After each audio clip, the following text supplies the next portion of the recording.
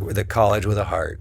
Yeah. Yeah, and it's been. I think that was coined a long time ago, but it's true. Like when an athlete or even a regular student, everyday student, come onto campus, they get a first class treatment when they go into they go to the welcome center, or they go into the health center, or they go in, because we're small and like we talked about, they get a personalized service where it's like, oh, how can I help you?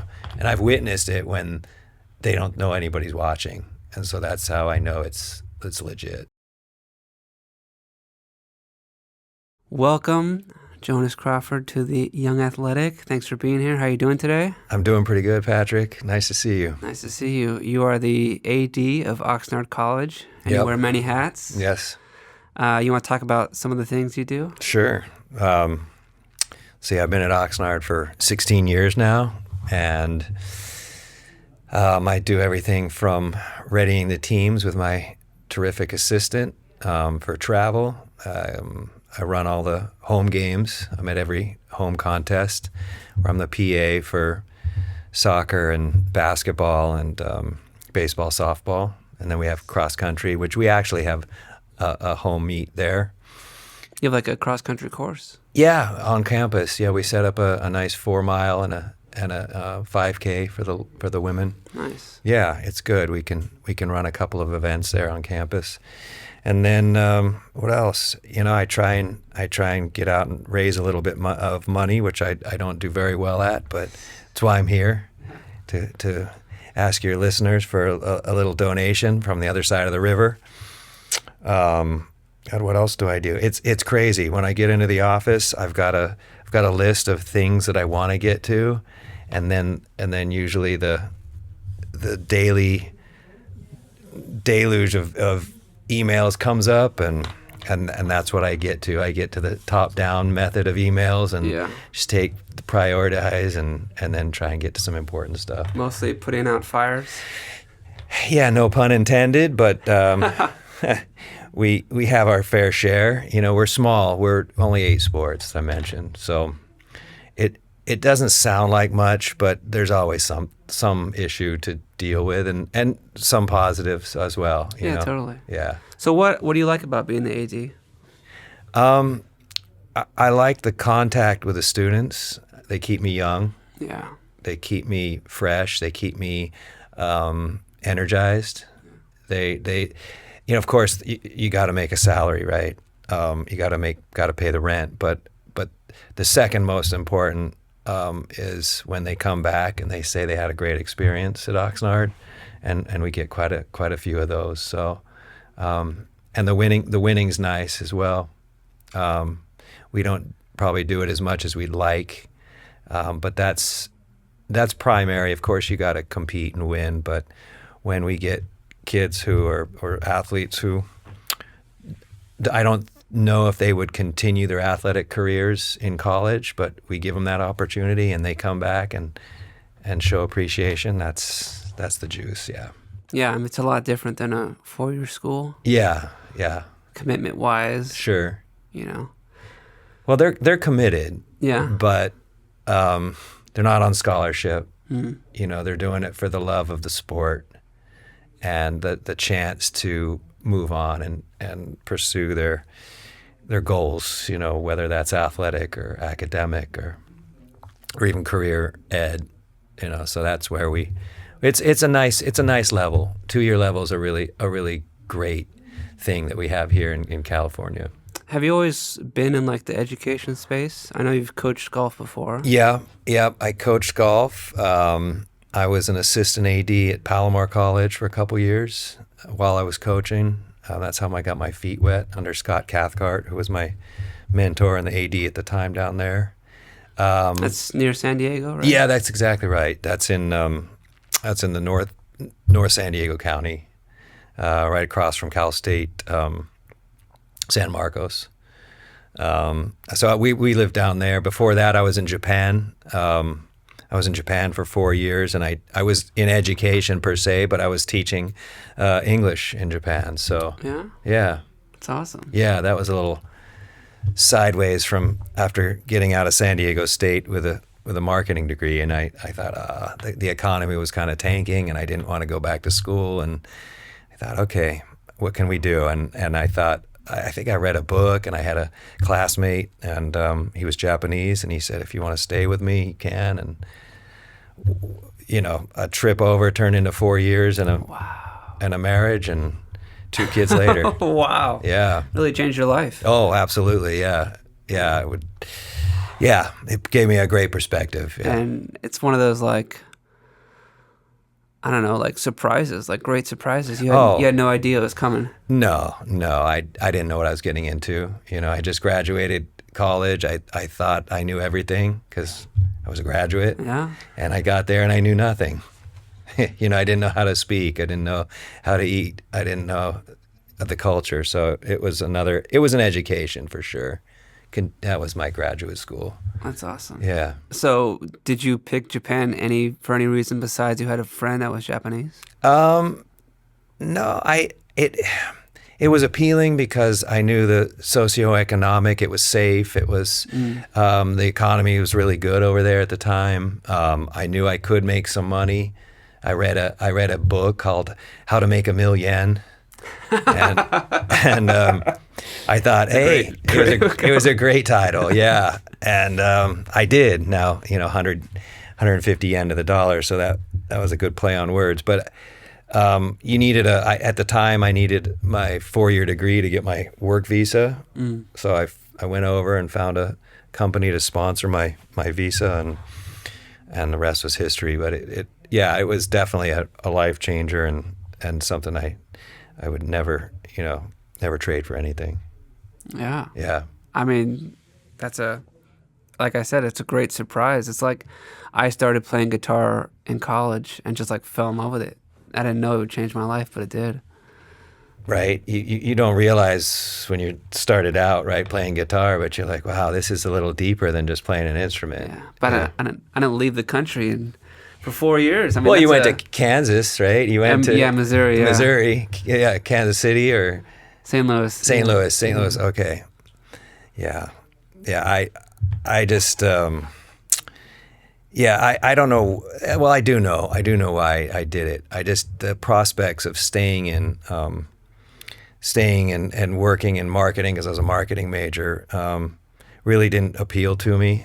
And so I thought I should go back to school. But then, after spending all that time in school, I thought, do I really want to go back to school again? And the answer was no. So I thought I can go make some money and learn some things, learn a language. Did you have to get another advanced degree to get more into marketing? Or why were you thinking you had to go back to school? Well, because the jobs at the time were really lacking. They just the low-level entry marketing jobs at the time were paying not very well. Yeah. And like I said, the economy, that was back in 95, and we were going through one of those troughs that California goes through every 10 to 12 years, it seemed. And so my roommate had gotten out of college, and he was just not getting great offers the same degree, and he even had connections, and I didn't have any of those connections. And I thought, oh, this is not going the way I thought. So I took a detour, a long one. That's awesome. Yeah, 6,000-mile detour. Yeah, so a wife and kids later. That part, who would have thought it? But I just I fell in love with the people, one in particular. And just really, really kind people in Japan. It's so compact and so, I don't know, it's so different. But like I said, clean, safe, and a really nice experience. That I don't know if you ever been over there, but no, I haven't. Yeah, everybody who's been and who I meet who's gone, they really enjoy it. So I highly recommend it if you ever get the opportunity. Yeah. Yeah, I'd love to one day. Yep. Sorry, back to Oxnard College. Yeah. You taught abroad English. Mm-hmm. You coached golf. How was that? Awesome. I played golf myself at the community college level 2 years. I played pretty well. I set out to be the next, not Tiger Woods because I'm a little older, but I wanted to be a professional. And as most of us do who played a sport, you have that aspiration. And Eldrick Woods was coming up, and it didn't help that he was younger and just dominating. And I thought, well, if I can't beat a kid, I started to doubt myself. Little doubt crept in, and then I went to San Diego State. They cut 8 sports when I got there, golf being one of them. And so I put the clubs on the shelf and just stayed in school because I didn't want to transfer. Like right when you got there? Right when I got there. So you didn't... I was trying to be a walk-on. Like, I didn't have a scholarship or anything. Right. I played really well at the 2-year, but I wanted to go to San Diego State. And I went, and I thought, I'm going to walk on, and I'm going to make it. Like, I was that confident. My game was that good at the time. And I thought, okay, I'm going to make this. And they just cut it. And they cut 8 sports. It was a bad time in California. The economy was really bad. I guess so. Yeah. Because it's a big state school. They don't Big usually state school, cut. yeah. No, they cut wrestling and tennis and golf and all kinds. Maybe aquatics. I can't quite remember. I was just stunned, and I had to make a decision. Do I transfer, sit out for a year, and then go transfer? But I had already been established, got upper division business, and I'm like, hey, I'm rolling. I can do this, And so I said, the heck with it. But then I'm sitting at a football game, and they're making an announcement. Oh, we're bringing golf back. We got a donation from Callaway for $500,000. We're bringing it back. I'm like, well, here we go, right? A year later, my game had since declined. But anyway, that's the end of the collegiate story there, and enough about me. But I got enough. When I came back from Japan, I realized I went into sales and marketing, and I didn't want to do that. And I missed golf, and I missed being in athletics. Mm-hmm. And so I started teaching. I worked my way up. I was like an assistant at a golf school. And then, funnily enough, I see my former golf coach from junior college. He's playing at a golf course. And I'm putting all the stuff away in one of those big containers. And I see somebody behind the container, and I'm like, what the hell is this guy doing, right? And I kind of peek, and there's some guy taking a leak on the back of our container. And I'm like, hey, because I was like between 9 and 10, and they're like, somebody's going to the bathroom on our container. I go, hey, what are you doing? I yell at him, and he pokes his head over, and he kind of looks at me, and I look at him, and he goes, Crawford. And I go, Coach, what are you doing? What are you doing? And I'm like, you're peeing on my container. Anyway, he starts telling me, pardon me, he starts telling me that he's transferred to Palomar, and he's coaching and teaching. And I asked him, hey, you guys have a golf team? Yeah. And he goes, you might as well put your resume in and see if the head coach needs help. And so I did, and no, coach doesn't need any help. And right before the season that year, I get a call from the AD, and he goes, hey, how do you want to teach? You want to coach golf? And I'm like, what?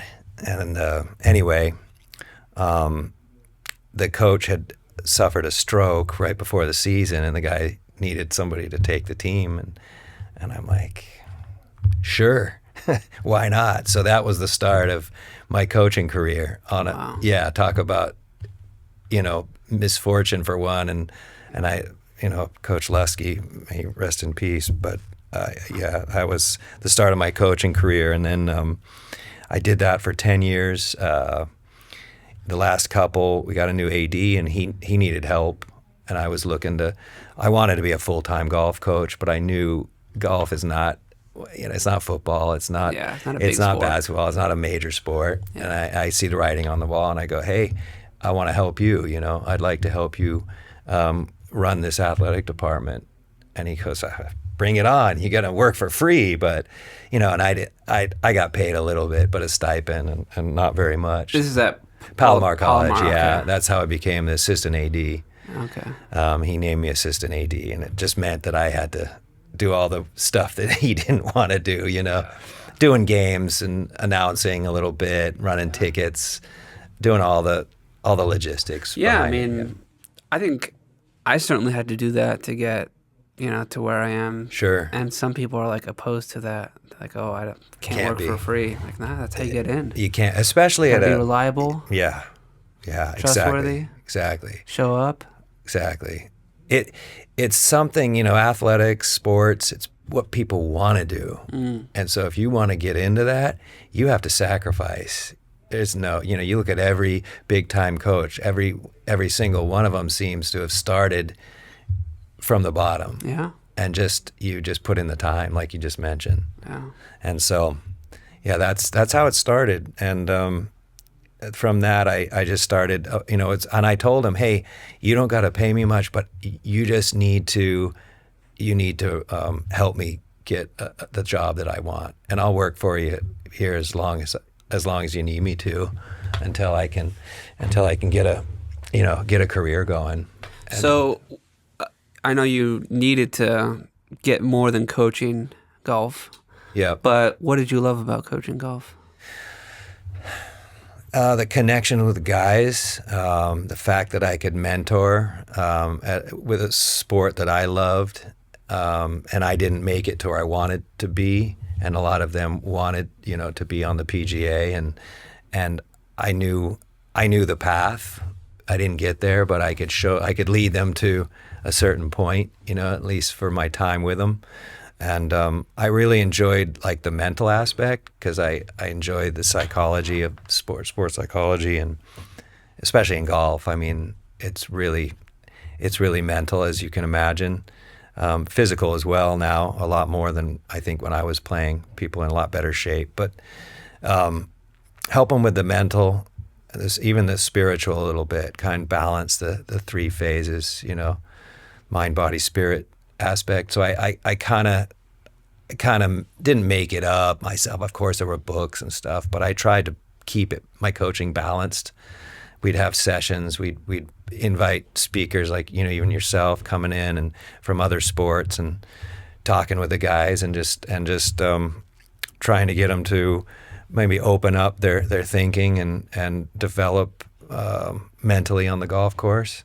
And we had a lot of success down there. Yeah, we did real well in my 9 years. We didn't win the state championship. We had a couple of SoCals and we won the conference once. But no, it was the connection with those guys and watching them after a couple of years really mature. I mean, when guys are 18, 19, they're really young, immature, and then, like I mentioned, maybe off air, when they get to a maturity point and they come back and they thank you and they say, hey, that was awesome the way you coached, and that's like that's really touching, Yeah, it's hard to beat that feeling. Oh, absolutely, yeah. What makes like a good golfer? Like if you're a soccer player, you've got control with the ball, you've got speed. If you're a football player, you've got big size. Like what's a winning characteristic of a golfer? Is it the mentality? Yeah, it's definitely the ability to slow everything down and be clutch, if you will. Not to narrow your focus, to not be distracted. It's really staying in the moment. I know it's all cliche stuff. It's really hard to do, though. You've got 5 hours out on the golf course, and it's slow. I mean, the shot is not, but the hard part is the time in between. Waiting around. The thoughts, you hit a good tee ball and you're in the middle of the fairway, and now you've got your thoughts wandering, as you walk to it, and you're seeing the water and you're seeing the OB and you're seeing the problems, and your job is to get down to target ball and reduce everything else. And for a lot of people, it's that meditation is very, very tricky, to not let. When I was a young golfer, hey, what's for dinner? As I'm swinging the stick, right? It's like, hey, I wonder what we're gonna have tonight, and it's just like that. Not helpful. No, and so that's that balance right there. And then, I mean, nowadays the physical is huge. I mean, if you watch a PGA, you watch Rory. I mean, he's 6'3", 215 ripped, bombs it 320 off the tee. That wasn't going on except for Tiger when I was young. Oh, yeah. And nobody was working out like that. I mean, a few, but Yeah.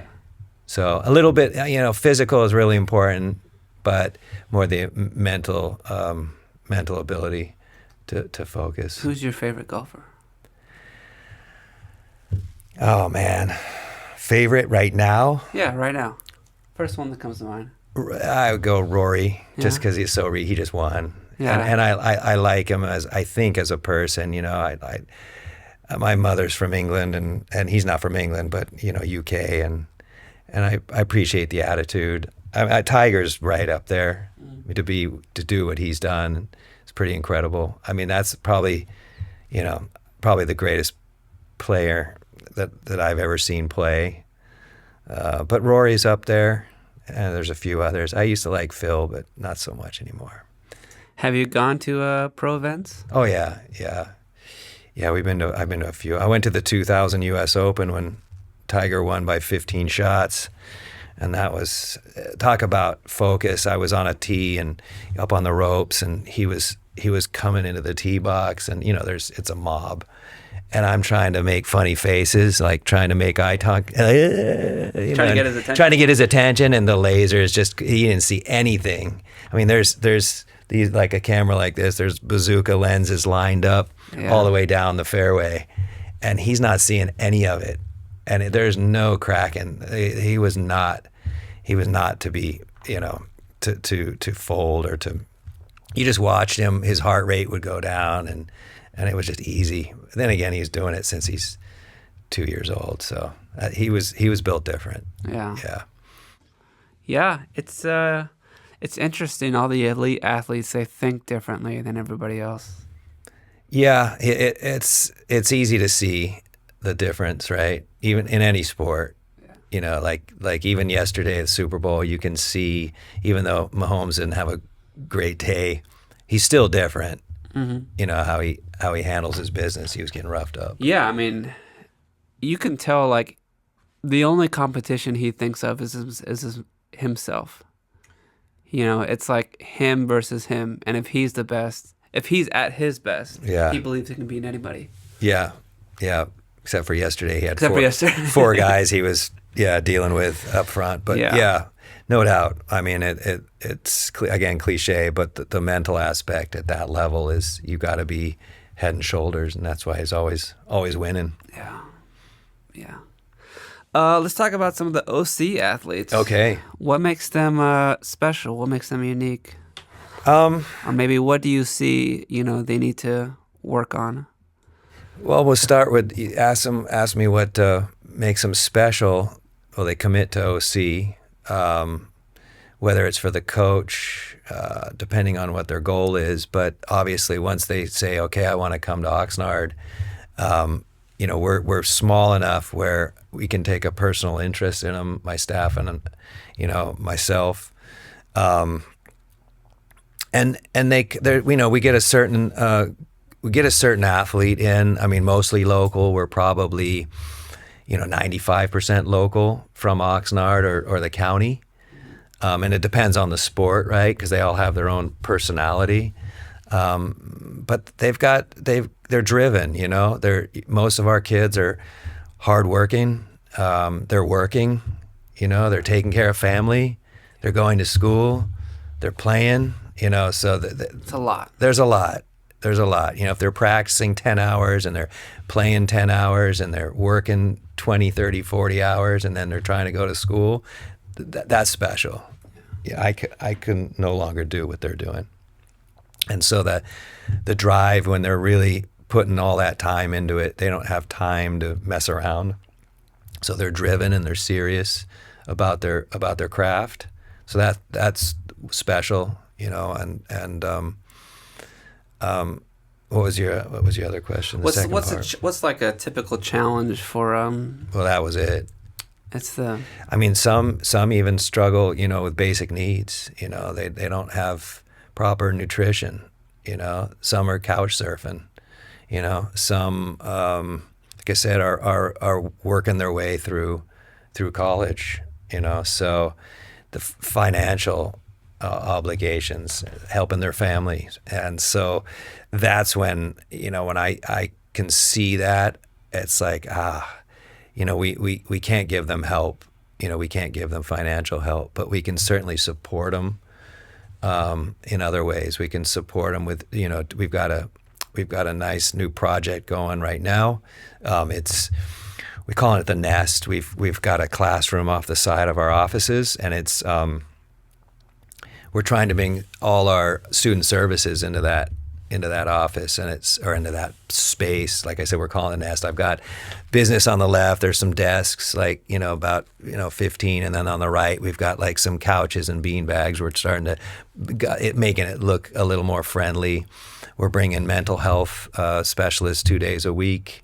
We're bringing in tutoring a couple days a week, and we've also got some counseling from time to time coming in there. So it's a place, and some snacks. That brings them in for sure. You bring the snacks in, and they're coming in. But that kind of support definitely will help. Is Oxnard College cost a lot of money? No. Is it? No.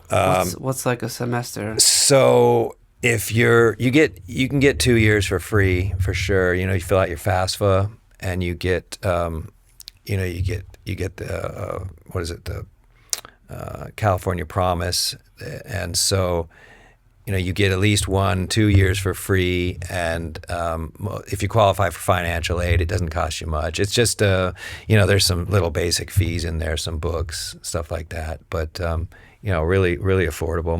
My kids went there. It was a great experience for them, and it was able to save some money and then go spend it at the 4-year. But no, it's very affordable, and the quality of instruction is really, really high. Is that the goal for all the students and athletes to continue on to a 4-year school?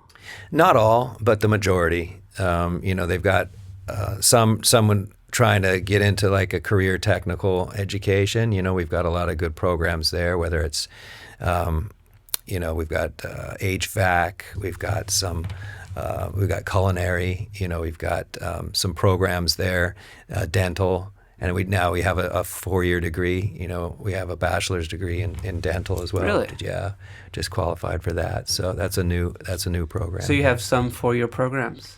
One, yeah, and I think looking to grow. So I know a lot of 2 years are starting to develop a 4-year program. So yeah, that's big. I mean, the dental program there is renowned, and as is our fire tech and public safety is way up there for the career stuff. And then, like I mentioned, majority are looking to go to a 4-year, the state school or UC. And last year we can boast we had 75% of our eligible sophomores transferred. So that was a pretty good number. 75%, yeah. What's the typical school they go to? Like, if there was one or two?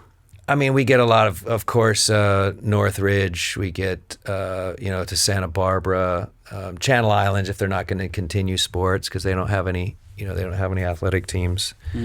And then some of the smaller schools, we get a lot of our athletes that transfer, with scholarships to NAIA, D2, D3. Cal-Lu is a big transfer school for us. So mostly, local. But if I always tell the athletes, hey, if somebody's offering to give you money to go play the sport that you love, go. And the smaller schools, actually, education-wise, I think you get a better personalized education at some of the D2, D3 NAIA institutions.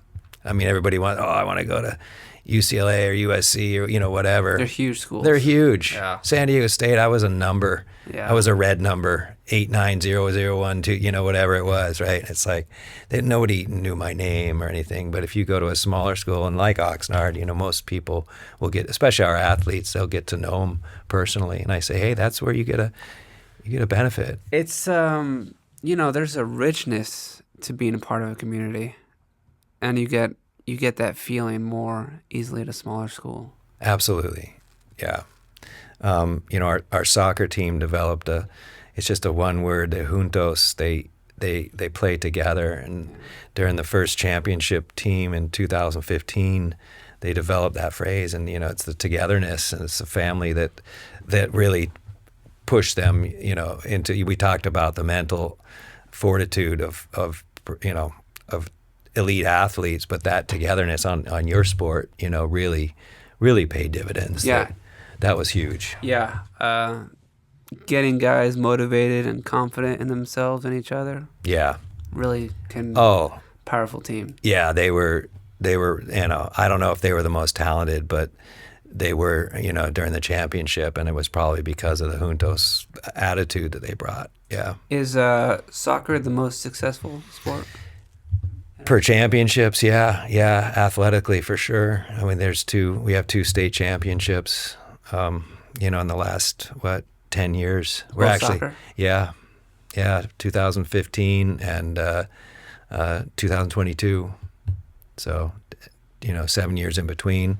Coach Ross Greeny put together some terrific squads, and brought a lot of attention to our school, especially soccer-wise. So we get, whereas a lot of the local athletes might go to, the other 2 schools to play. Ventura doesn't have men's soccer, but right.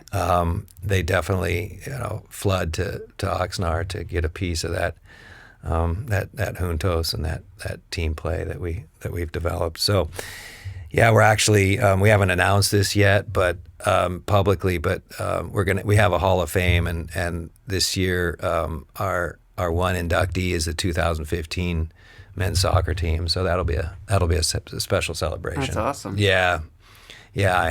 First state champion at our school, and a great bunch of guys. So who do they play for the state championship? Is it all of California? The state, yeah. So it's a tough tournament to get through. Yeah. The playoffs. You play 3 regional events, in Southern California, and then the top 2 teams from the south and the top 2 teams from the north go meet at the state site, and then they play.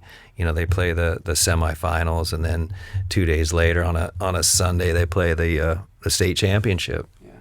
Yeah, it's a great format. It's like the Final Four. It's like March Madness. Where was it? That one was up in, I think that was that Evergreen, I think, or no, San Jose. Okay. That first one in 15, and then this last one in 22 was in Sacramento. All the way up there. Yeah, both Not north. much of a neutral site. No, they bounce around the sites. From I think it's every 2 years they switch sites. They've had it at Ventura here. Okay. Yeah, we got beat. But you weren't in it at that point. Oxnard was. I think we were 3rd that year. Got beat by Fresno City or somebody in the semifinals. Yeah. Oh, yeah. I mean, it's a bad call. Somebody was offsides, but that's another story. You need the VAR. Somebody didn't wave that flag. I was sitting right in line, and the sun was, the sun comes into the football stadium at Ventura, and she was on the side, and the sun was coming in, and I could kind of see pretty well, and he must have been 5 yards offside, but the sun's right at her, and he just let him go. He had 1v1 with our goalie and chipped him, and that was all she wrote. I was like, oh, soccer's brutal, like a cutthroat. Yeah. I mean, 1 goal is like, yeah. I thought we were better, but I'm biased. So that was against Fresno, you said? Fresno City, yeah. That was when was that? That was before, I think, our first championship. I think that was before. I'm mixing up my days. So it's always been a pretty successful team. Oh yeah. When I got there 16 years ago, we were okay, but he's really developed, I think, in his coaching style and really has utilized it. What's the coach's name? Ross Greeny. Ross Greeny. Yeah. He's still the coach. He's still the coach. Yeah. I have to have him on. Oh, absolutely. He'd love to be. I think he worked for Fusion back in the day. So, oh yeah. Yeah. He's been around the county a few times probably. I think he's a director at over the hill. I forget his the club team, but at Oaks probably. Yeah, probably. Maybe. Yeah. Oxnard. The Nard. The Nard? Is that what they call it? I don't, but I got a funny story about that. But if you want to talk about that one, that was a good one. Please, go ahead. Yeah. So I think way back we had a basketball coach, and he, unbeknownst to me, he bought some uniforms on his own. I don't know how that happened, but they were all black. They were pretty cool looking, I must admit, but I didn't know he had these uniforms. And on the road, he's wearing these all black uniforms, and you know how they put nicknames on they said the Nard. And I was like, somebody came to me and says, your basketball team's wearing these, jerseys, says the Nard. I'm like, what? The president was not too happy about that. So we get called in, and I'm like, we can't just be doing whatever we want here, right? And so I swear to you, I'm not making this up. About a week later, after we pulled the jerseys and so forth, there was right there on Rose, and I think it was Bard. There's a sign out front that says, Oxnard College. Well, someone coming around the turn lost control of their car, and they freaking clipped this huge cement sign and ripped it in half, and they ripped the ox off the sign. So the ox is gone. So it says Nard College.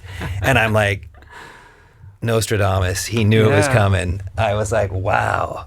I go, that was, I had to take a picture and send it to our then EVP. She just thought it was the funniest thing ever. But yeah, a few stories like that. It's funny how those things happen. The timing is so funny. But yeah, what else you got for me? What's the camaraderie or rivalry between VC and Moore Park and Oxnard? I don't know. Are there other? Oh, we definite rivals. Yes, yeah. Oh, 100%. And I didn't know it when I first got the job. I didn't know how rich the rivalry is. I would say it's a little stronger with VC and OC because we're so close in proximity. And I think on the the scoreboard, Ventura has certainly had their way in the last 20 years.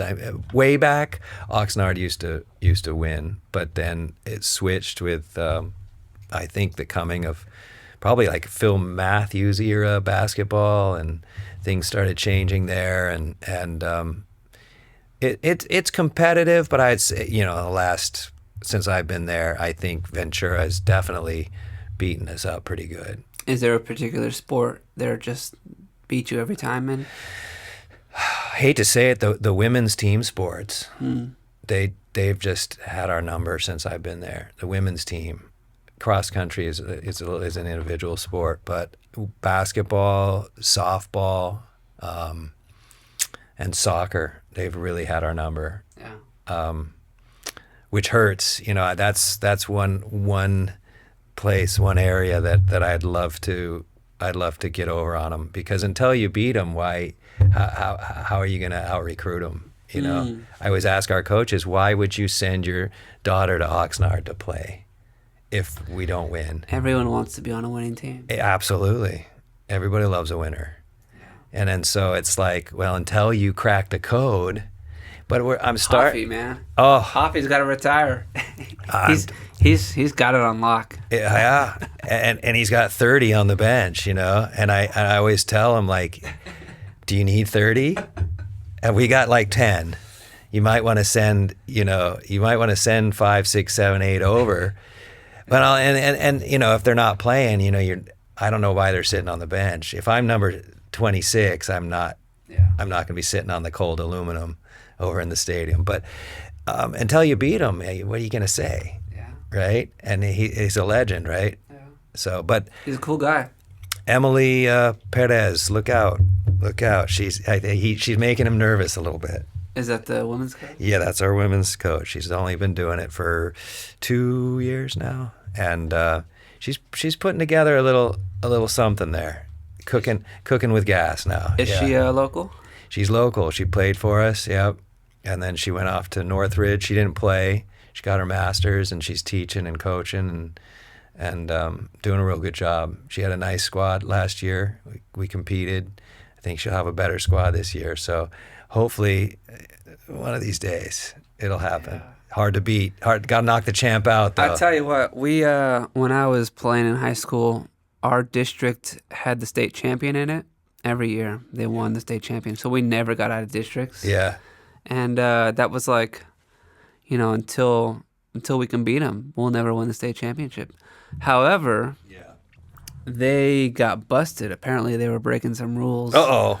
They were recruiting players, a long time ago before you could recruit players. But well, you still can. right. Well, yeah. But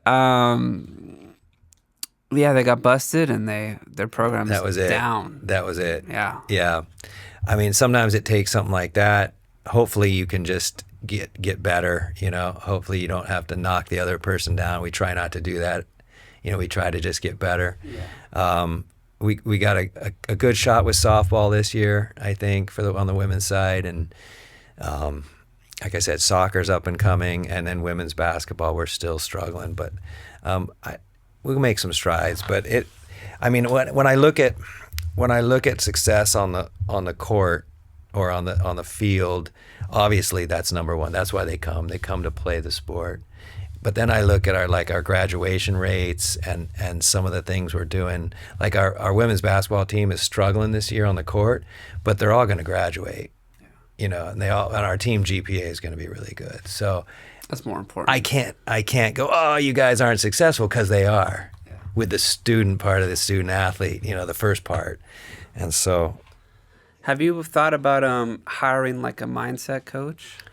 We have one for our women's soccer team, so I kind of leave it up to the teams. I don't have the budget to do that, but if they fundraise, they have a little budget, and I know Emily was bringing in a mindset coach, and then we also have, like I said, we have some mental health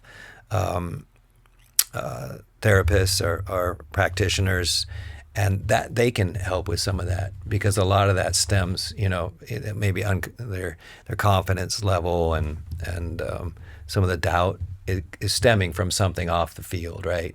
And so if you can address that, the root cause of what's making the anxiety or what have you, then in turn you're going to help with the physical and the sporting. I asked because a few guests ago I had a young coach named Ashley, Ashley Wiseman, who's a mindset coach who played D2 basketball and was an All-American. Okay. So that was like, when you said your girls' basketball program was struggling, that was the person I thought of immediately. Yes. Well, I'll have to get her number when we're done here, for sure. Yeah, she's working with Redline right now. Okay. I don't know if you know what Redline is. It's like a small sports performance. Does she have her own practice? Yeah, it's called Be Wise Coaching. Be Wise Coaching. She was really cool. She's very confident, very... We might even... Very eloquent. That might... I forget who's working with our women's soccer team. It might be her. It might be her. Yeah. Yep. So, yeah, we're already halfway there. Yeah. Yeah, it's cool. The only, I think it's like a new market, it's like a new kind of... Well, I think it's been around. I just think how you market it, I like in my sport, it's been around for ages, right? But I think maybe at this level, a lot of our at the community college level can't afford such services, and unless the coach goes out and really kills it fundraising wise, because that's an expensive service, when you're struggling to buy basic stuff for your teams, but travel and so forth. But that's necessity, if you're going to really take it to the next level, for sure. You mentioned NIL before. Yes. Before we started talking. Mm-hmm. How does that play into a community college? Hasn't got here yet, but it's going to. Yeah. I had a meeting, as I mentioned today, with Accelerate, which is a company that manages some NIL contracts and manages some of our services at the state level. And the talk was about how we can continue to evolve and keep up with like the NCAA changes, because They change every year. Yeah, they're not managing it. Yeah. So how can we? And we're just kind of on the outside looking in, and the money's not there, and so you're not going to get the, the $1 million, sponsorships coming into a collective. We don't have the collective structure set up. It used to be called a booster club at the high school level, but now it's a collective. What's the difference, right? Sophisticated. Yeah, Sophia's is a collective. So, but she mentioned today, person I spoke with today, she mentioned that some of the nonprofit status is going away for the collectives, and that's going to change the landscape as well. Because now at the NCAA level, they can the university can contribute up to like $22 million into their own collective, so they can help run it. Whereas before it was completely separate from the university. But now the rules have changed where the NCAA say, okay, now you can be a part of it. And so we're trying to, at this level, we're not that sophisticated. And so I'm actually on the management council at the state level. So for one more year, but I want to help rewrite our legislation so we can invite more of that activity. I couldn't have a collective. No one's going to say, hey, we want to start an Oxnard College, collective, Oxnard College Athletic Collective without my input and me going out and saying, hey, you want to help start this. I can't no one's just going to do that. And so the rules are going to change where I think we're going to see more of it at our level. So are you excited to get that started? I would love to. Yeah, no, I think it helps with like basic needs. I think it helps, like I mentioned, some of these kids struggle, just with, food and rent. And if they can make a couple $100 for their likeness, for giving a couple soccer lessons or for some batting lessons, or, even maybe you go and get a sponsorship from the local, restaurant. And they say, hey, well, you wear our shirt at warm-ups and we'll give you, free lunch. I think it's a no-brainer. So that's what I'm going to try and convince our state CEO of. I'd like to get involved with that. Part of this podcast, when it starts to make money, part of the proceeds are going to go to the athletes that come on. Right now, they do get paid, but they don't get paid much. Yeah. People that come on, but I want to sponsor athletes. Oh, so I'm getting lunch out of this? Is that what you're saying? Yeah, you'll get a little something. No, I'm totally down with it, and I think what you're doing here is you're at the beginning of it, and you've got a big market in 106 community colleges that if you're in that space, there's an opportunity there for sure. Yeah. I know fundraising's hard though. It's hard though. There's no fun in fundraising except the first three letters. Yeah. It's hard to ask people for money. I'm terrible. Yeah. I'm terrible at it. I just know how hard people work for their money, and it's hard to say, hey, give us money, because what we're doing is a really great thing, and it is.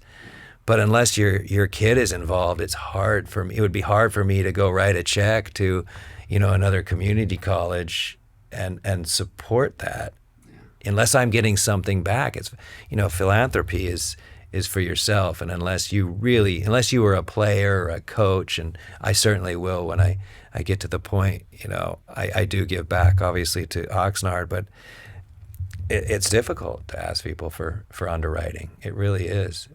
Yeah, I have had a lot of meetings today, and that was another one. It's like, I need to get somebody to help with that. I don't have enough time in the day to go out and get prospects. I could be the closer, but it's hard to go out and say to some of the local businesses, hey, give us some of your money, and in exchange we'll give you, we'll give you some coverage on a podcast. Yeah. That's the way it has to work. That guerrilla, marketing. I think like sometimes it would be easier if like we were in LA County. All the money's in LA. Oh yeah. Yeah, look at the Dodgers. Versus, Cleveland. Yeah. It's a lot easier to get a Shohei to come to Los Angeles than it is to Cleveland. You know, he said no to probably a lot of other teams, but it's because of they made their $700 million back with jerseys to Japan in a year. Crazy, right? Yeah. We don't have that volume here in Ventura County. You got to get some of those alumni. And that's why we're growing our. We got the OCAAA, the Oxnard College Athletic Alumni Association. So we hold a Hall of Fame. It's May 3rd. I'll put a plug in there. We're inducting the 2015 team, as I mentioned. So yeah, we're growing that. We're getting that going, and we're getting some of the all-time greats to come back. We've got a few real famous baseball players. We've got some soccer guys who are up there, have played some pro soccer, and looking at some of the other sports as well. So, it's growing. We've only been doing it, I think this is our 4th year doing it.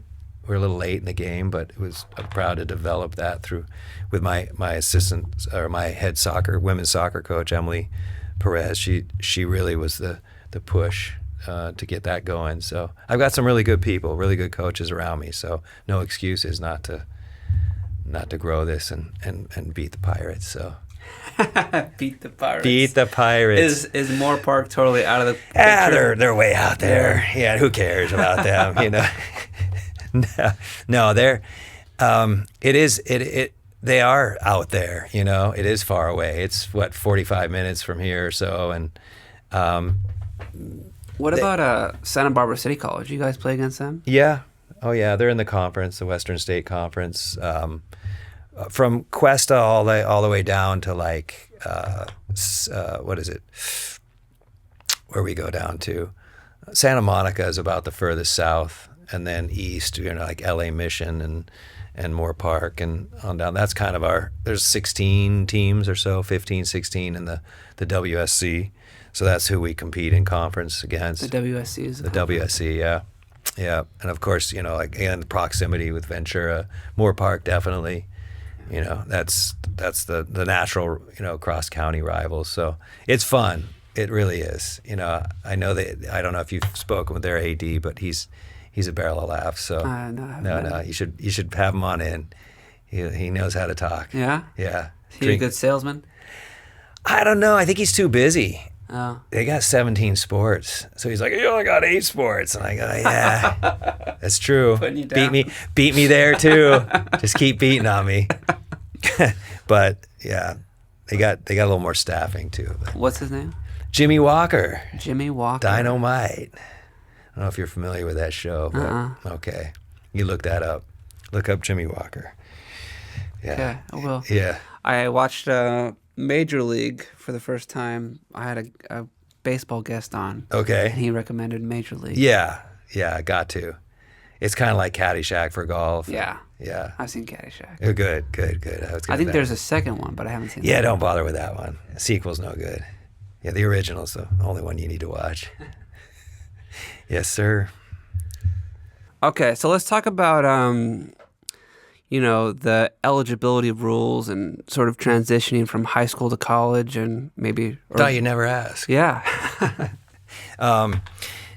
So coming out, I get a lot of questions about how I can play, or usually parents will ask, what do I have to do to be eligible?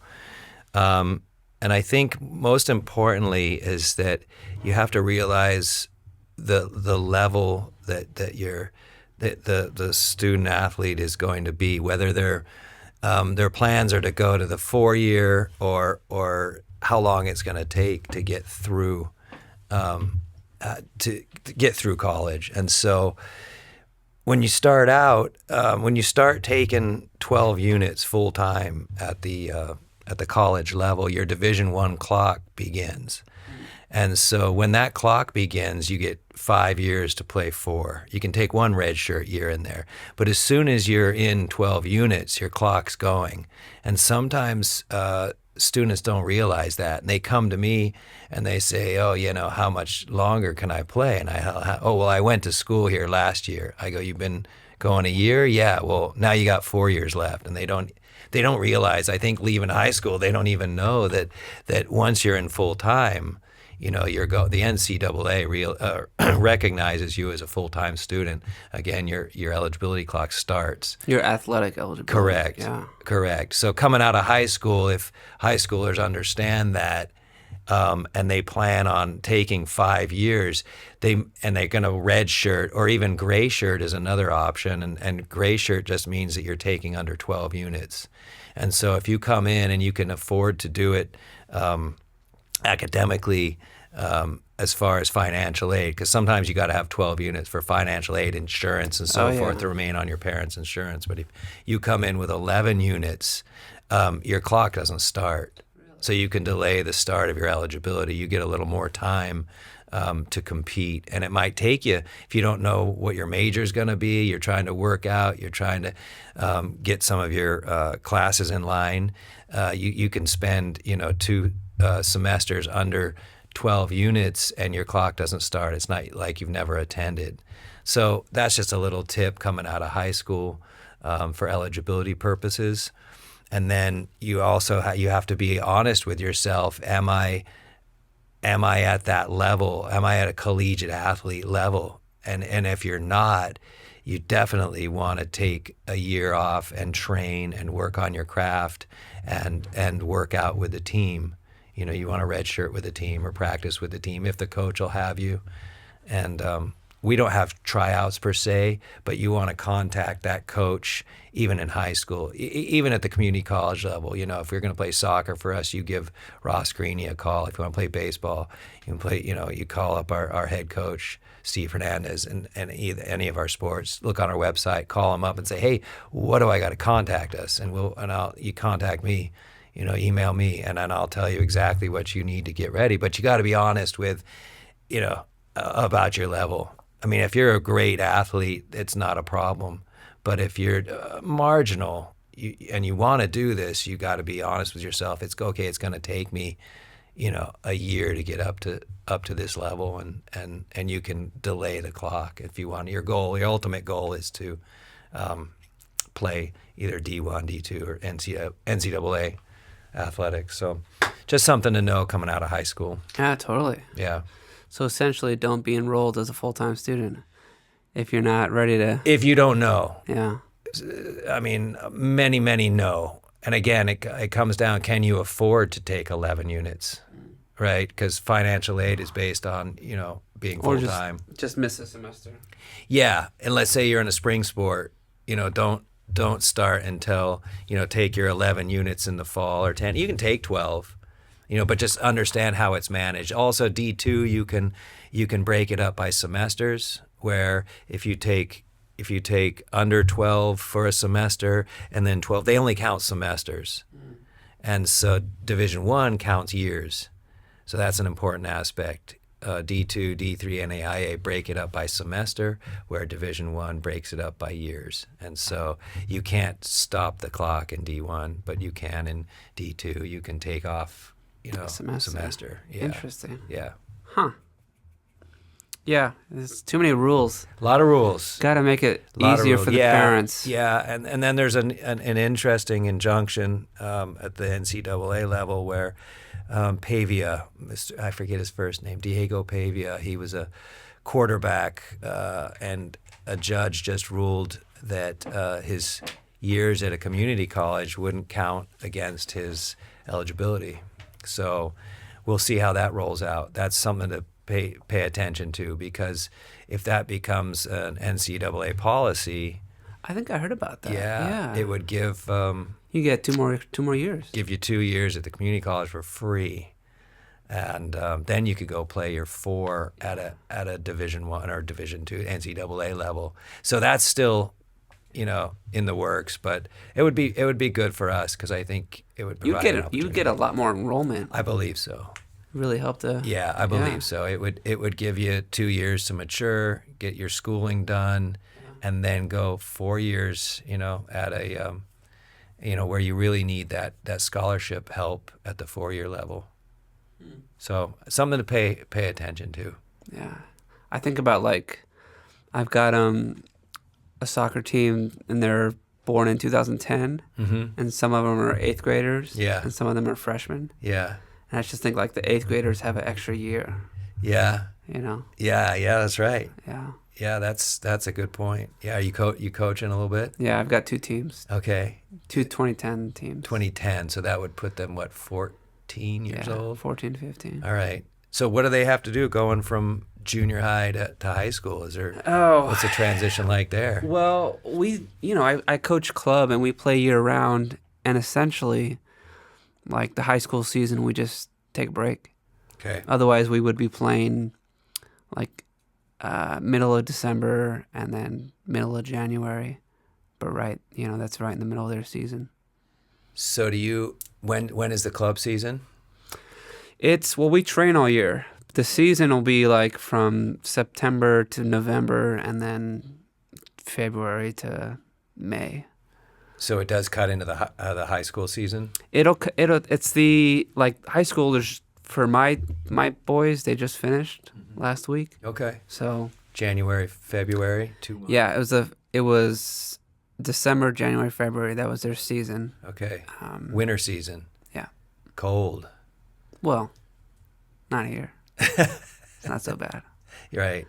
But yeah, they're all coming back next week. Okay. So it should be fun to have them all back. Okay. We just had less numbers at practice. So from March, April, May, you're going? Yeah.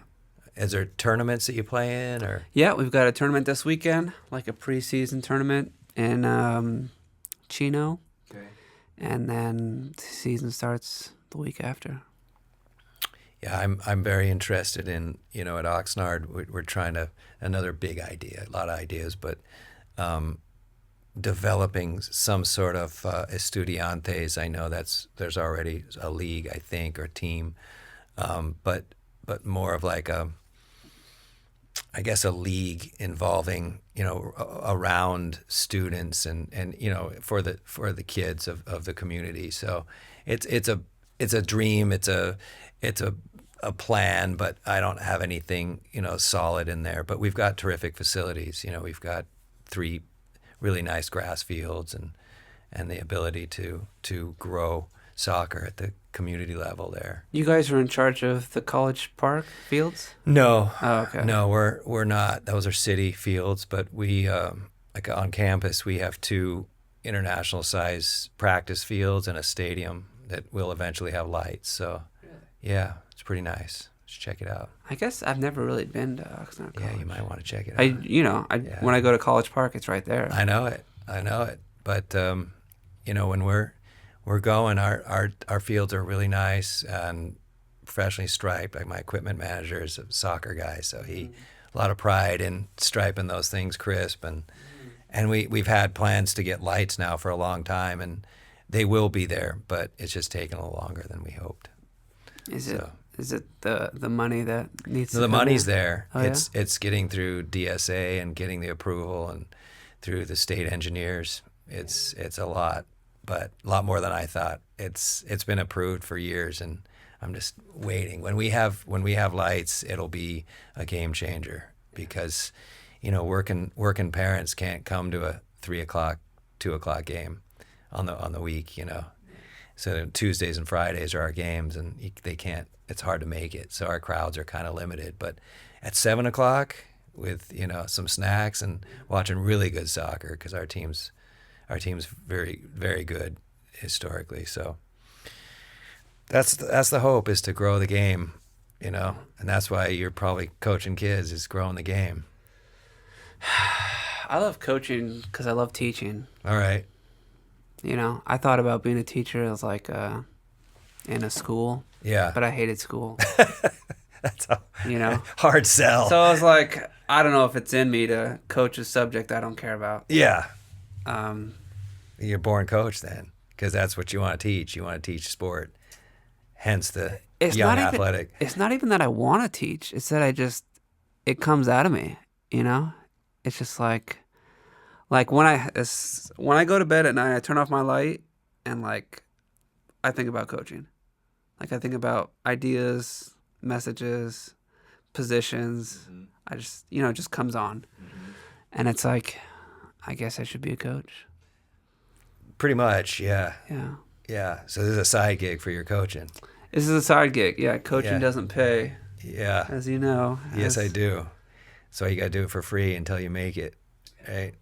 So, well, there's opportunity. Soccer's on the way up, definitely. And there's a lot of soccer in the county.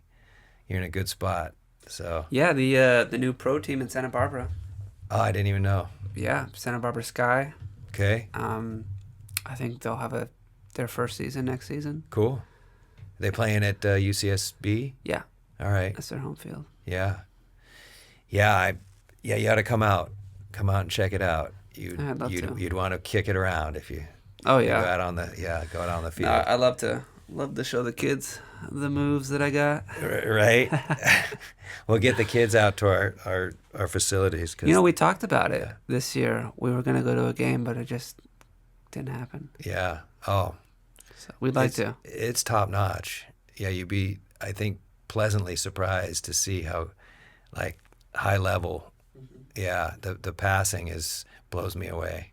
Yeah. I'm like, oh, that's pretty good. And I get to see every game, so it still surprises me. It helps to have good fields because you can't pass on a bumpy field. Correct. Yeah, we were down a little bit last year, but our main grounds guy is back. He's a golf guy, of course, so the grass has got to be nice. Yeah. So, and the natural grass there's nothing like it.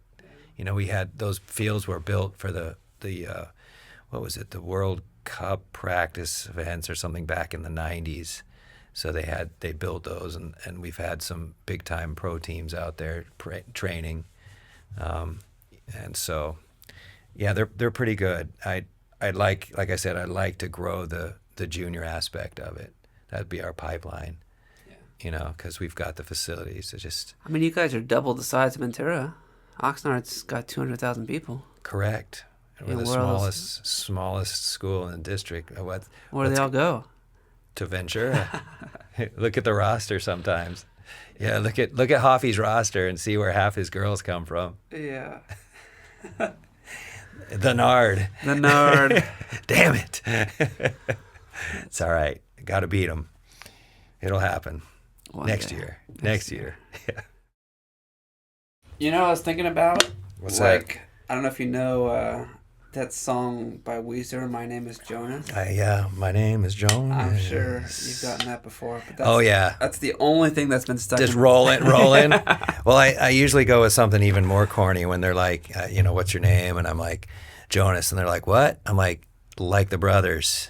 And they're like, I didn't even think about that. The Jonas Brothers, right? Jonas Brothers. And they're like, oh yeah. And I like, last name Crawford, like Cindy. They're like, you related to her? And I go, yeah, Maybe that's my sister. That's my ex-wife. She kept my name. She kept my name. That's hilarious. Right. You got to have a little fun with people, but. All right. Anything else you want to share? We're probably at an hour at this point. I appreciate you having me on, Patrick. It's always good. I think I was a marketing major, and I don't do a good enough job marketing Oxnard. I think that's if I were going to grade myself or talk about the job I've done, and I'm pretty proud of keeping us afloat through some hard times, but I don't think I've done a good enough job selling the program and the terrific job that our coaches and our staff does. And this gives me an opportunity to do that and just, try and be myself and say that, hey, I think all our people, like I said, all the coaches down to the staff members are really trying hard to make it a good experience for our athletes. So, and I don't get out and do enough of this stuff. So I appreciate you giving me the vehicle or the time. If you had to describe Oxnard College in one sentence, what makes it special? Well, we're the college with a heart. Yeah. Yeah, and it's been, I think that was coined a long time ago, but it's true. Like when an athlete or even a regular student, everyday student come onto campus, they get a first class treatment when they go into the, they go to the welcome center, or they go into the health center, or they go in, because we're small and like we talked about, they get a personalized service where I'd say 99% of the people on the campus really want them to be there. It's not like, oh, just like I said, San Diego State, get in line. It's like, oh, how can I help you? And I've witnessed it when they don't know anybody's watching. And so that's how I know it's legit. So college with a heart. Have you found that the students are receptive to the help? Yes. Yeah. I mean, they're sort of recognizing that this person actually does want to help me. Oh yeah. You can see it. They're appreciative. They don't. I don't think people expect much. We're tucked South Oxnard, and they get there, and when we get people coming on for the first time to campus, they're like, oh, it's pretty nice. Yes, there's just always been this kind of like, oh, it's Oxnard. Oh, is it nervous about being in Oxnard? And it's like, you've been out there, and you get there, and you go, wait, no, it's pretty nice. And then you meet some people, and they go out of their way, because we're always trying to propagate that feeling of it's a family, and it's where you'll get some personal help. So yeah, they appreciate it, no doubt. Oxnard College. Yes, sir. College with a heart.